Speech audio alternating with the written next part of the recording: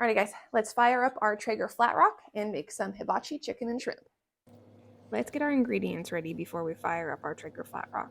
I'm going to start by cutting through the center of 2 large chicken breasts so that they're uniform in thickness and cook evenly out on our flat top.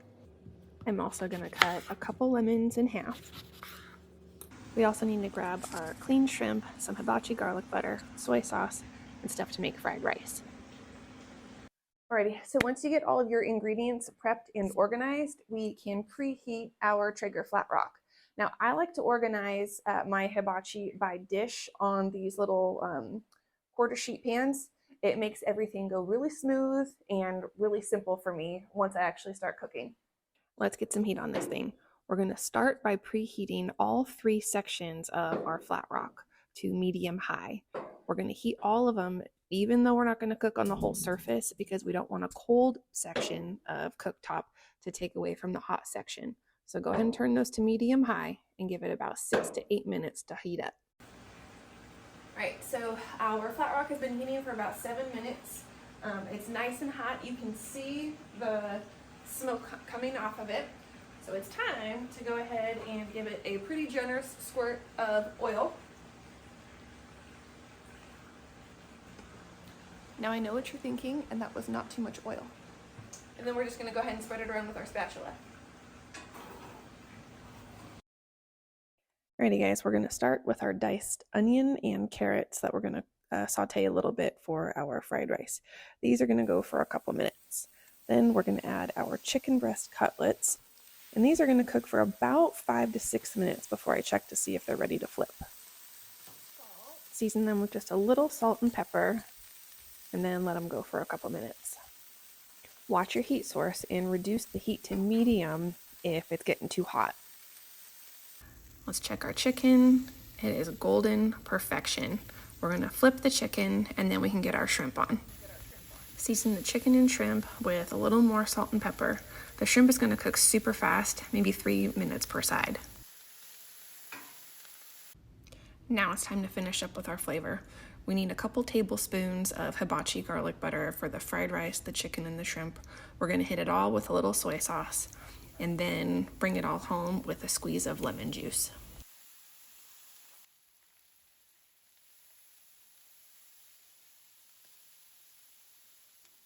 As soon as that shrimp is pink all the way through, go ahead and get that pulled off. Now, I only cooked about a ½ pound of shrimp because only half of my family wants to eat it. Go ahead and pull off that beautifully cooked chicken and your fried rice as well. All right, so one thing you might have noticed was that I didn't dice the chicken before we put it on the flat top. I do that after. We put the whole chicken breast cutlet on the grill, and then we slice it after so that it doesn't lose too much moisture through the cooking process, and we get these beautiful brown colors on the outside. Now we get to cut up our chicken into bite-sized pieces, get it ready for serving. Here we go, guys. Our hibachi chicken, our shrimp, a bunch of fried rice. We were able to make all of this outside on our Traeger flat top. It's going to be so good. Okay, so let's talk about a couple recipes you guys are going to need to make this hibachi at home. Number 1 is the hibachi garlic butter. It's super easy to make. It's just grated garlic with butter and soy sauce.